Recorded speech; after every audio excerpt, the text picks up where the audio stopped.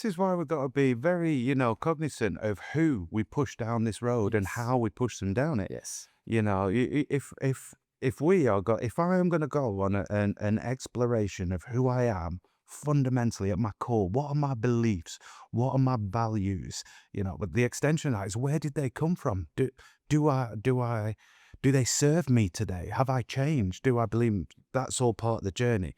But in understanding that, I've got to be prepared to get my knees dirty. Yeah. We have got to wade through shite to get there. And a lot of that shite can be incredibly emotional, incredibly triggering, because the reality will break. In fact, it will demolish some of our currently held concepts and beliefs about what's gone before, Mm. about our childhood, about our relationships, about the impact of parents, of family members, of spouses, about our genuine feelings and beliefs about our children. When you start to get into that, is dirty territory. Yeah. Yeah. It really is. So, but the critical part of it is you have to go there to see it. Mm. If you can't see it and you can't accept this is the truth of me, then you can't adapt, change, adjust, evolve, grow from that truth to be the person who you want to be, who you believe you should be. And this is what destroys men. What destroys men is the person that you are when you walk out there is wholly incongruent with that belief about who you want to be, about the man I want to be, about the husband I want to be. But when I got there, I need to do this, I need to do that. And it's death of 1,000 thoughts. Yeah. But you've got to get dirty to get there. I was having a conversation with my dad actually the other day. I've been reading this book, and I said to him, I go, Dad, who are you? Cool. I said, who are you? And he was telling me all these things. Kept asking, like, ask him. I said, no, but who are you? And it's a lot of it is what I am. I said, who are you? Then I broke it down and I said, Dad, I've been reading this book called The Untethered Soul. And he said, when you really want to have a good understanding of yourself, you understand you are the observer of your thoughts. Right. And when you become the observer of your thoughts, you can then start to analyze your thoughts and understand where those thoughts come from. And it's basically what you were saying. Oh, I have reacted like this, or I'm thinking this because of this and this and this. Yes. This is not 45-year-old Naroop's thoughts. These are thoughts from when I was 21, when I went through that happened, and that happened. That's that guy now flaring up and thinking about this situation. I'm reacting based on how I was 20 years ago.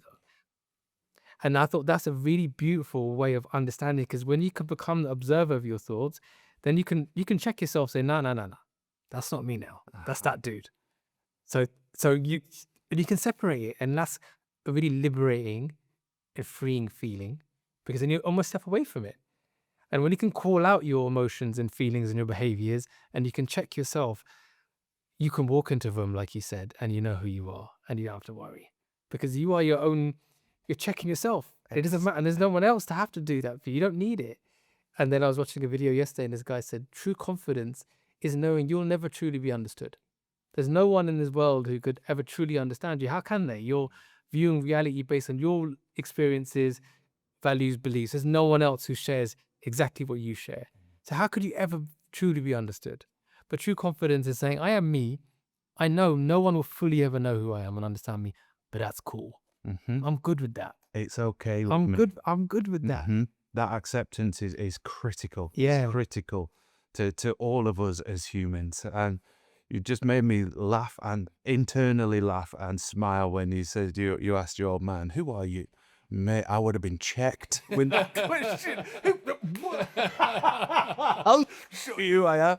But that again is a historical version of my father, one that had a significant impact on me, and my versions of masculinity, who I knew I did and didn't want to be when I grew up.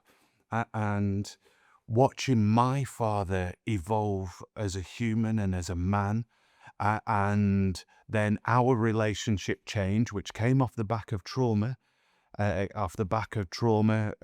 conversation in a psychiatric hospital bed They've got this 6'5", absolute monster of a man, not just physically, but psychologically in my mind. Wow. Dad's the behemoth. He's the beast who's shadowed over me all my life. And to sit holding hands on my psychiatric hospital bed after my 5th suicide attempt, where I got to that point of brutal honesty. I was fed up of hiding, of not saying, of not sharing all of these thoughts that were going in my head. And I said, Dad, I respect you, but I gotta tell you, I'm not afraid of you anymore. And he said, son, I've never wanted you to be afraid of me. So, Dad, but what was all that? Son, I did everything that I could to guide and discipline you for what I thought you needed to make it in this world. And it all came from love. And whether you're a footballer, a bin man, whatever, I'm so proud of you. At that moment, woof, you've got 2 big black men in tears, puddles of dairy milk on a psychiatric hospital bed.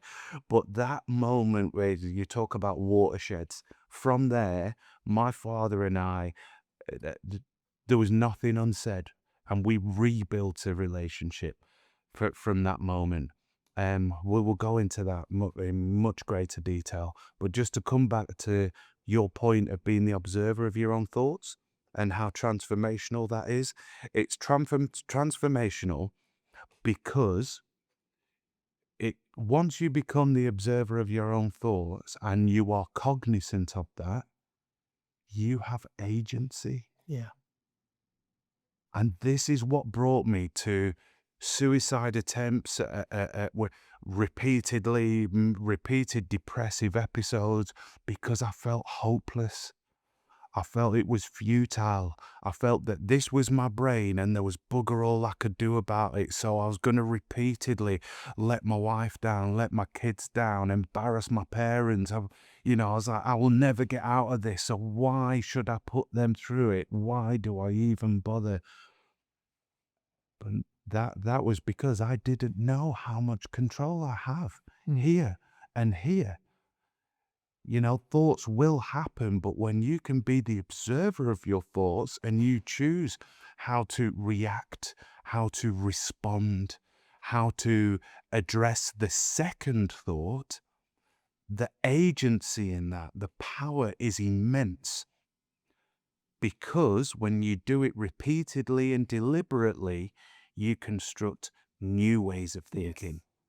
And it's the new way of thinking that you are embedding in your psyche that becomes your auto response once the momentum shifts. Yep. And it's the new way that becomes your first thought. Yep. So once your first thought is in this new vein of thinking, but you're still your observer of your thoughts, that then allows you to go a layer deeper. Yeah. And a layer deeper. So it took maybe 2 years for me to stop my first thought being catastrophic and being, dysfunctional.